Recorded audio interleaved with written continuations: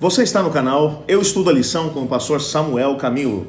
Hoje é sexta-feira, dia 5 de junho, e faremos um estudo adicional do nosso tema principal da semana, que foi a Bíblia como História.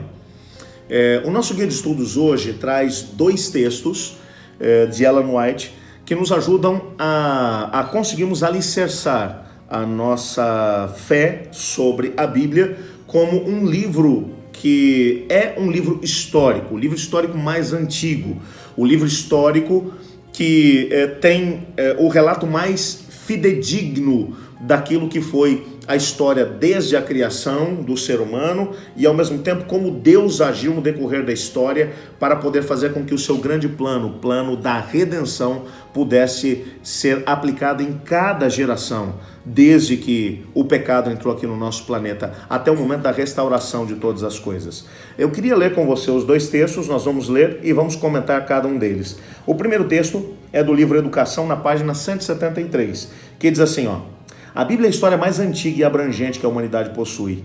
Veio diretamente da fonte da verdade eterna e ao longo dos séculos a mão divina tem preservado sua pureza. Ilumina o remoto passado que a pesquisa humana em vão procura desvendar. Somente na palavra de Deus contemplamos o poder que lançou os fundamentos da terra e estendeu os céus. Unicamente ali encontramos um relato autêntico da origem das nações. Apenas ali se apresenta a história da nossa humanidade, não maculada por orgulho e preconceitos humanos. Eu acho fantástico esse texto, porque nesse texto ela vai fazer aqui algumas afirmações. A primeira é de que a Bíblia é a história mais antiga, abrangente e autêntica história da humanidade que nós possuímos. Uma história não maculada por preconceito, por orgulho e ao mesmo tempo por uma visão distorcida do próprio ser humano. Como nós vimos na lição da semana passada, muitos relatos a respeito da criação, do dilúvio, da Torre de Babel, aparecem em diversas civilizações ao redor do mundo. Mas a Bíblia é o relato fidedigno, autêntico, que relata o que realmente aconteceu.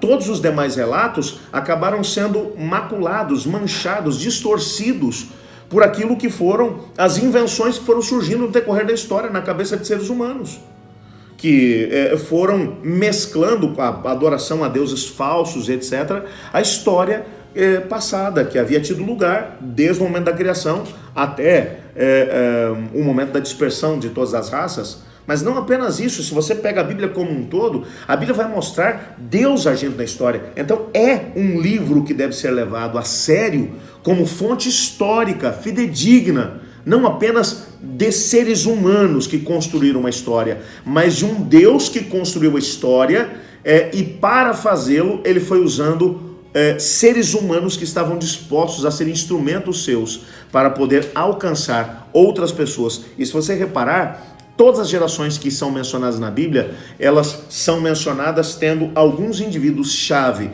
que foram usados por Deus para poder cumprir a vontade do Senhor. E isso é fantástico. O segundo texto que vai aqui aparecer é do livro Testemunhos para a Igreja, volume 8, na página 325. Um texto fantástico também. Veja o que ele diz. Aquele que tem conhecimento de Deus e de sua palavra tem consumada fé na origem divina das Santas Escrituras. Ele não testa a Bíblia pelas ideias científicas do homem. Ele traz essas ideias ao teste da norma infalível.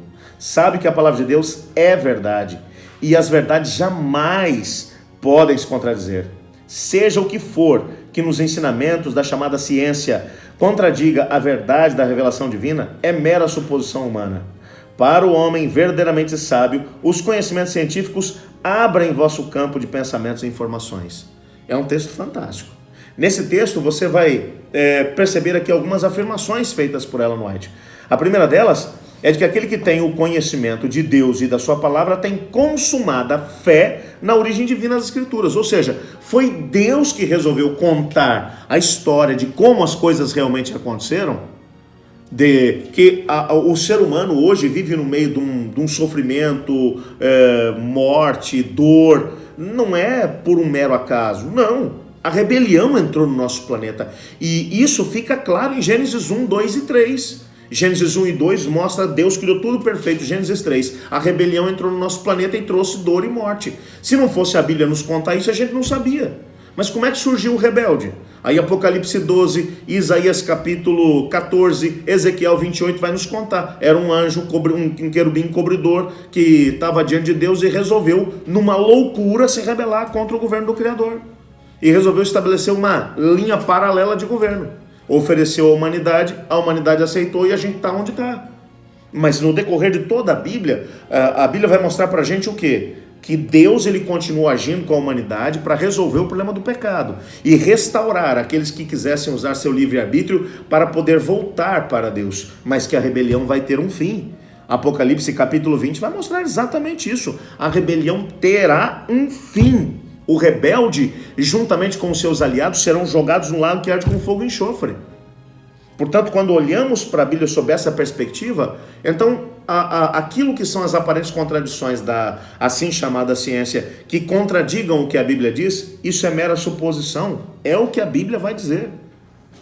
E se a gente mantiver a nossa fé firmada no assim diz o Senhor, mais cedo ou mais tarde, aquilo que a ciência diz que contradiga a palavra de Deus vai ser desvendado e a palavra de Deus vai se sobrepor, porque a palavra de Deus não mente, porque assim como Deus não mente, a sua palavra também não mente. Por isso nós podemos ter a nossa fé alicerçada sobre ela. Eu queria orar agradecendo a Deus por termos uma riqueza tão grande na sua palavra à nossa disposição. Vamos fazer isso agora? Obrigado, Pai, por tua palavra e obrigado porque nela descobrimos um Deus que age na história. Assim como o Senhor agiu na história de tantas pessoas no decorrer de todas as eras desde que o pecado aqui entrou. Age na nossa vida hoje, pois é o que oramos em nome de Jesus. Amém. Eu estudo a lição? E você?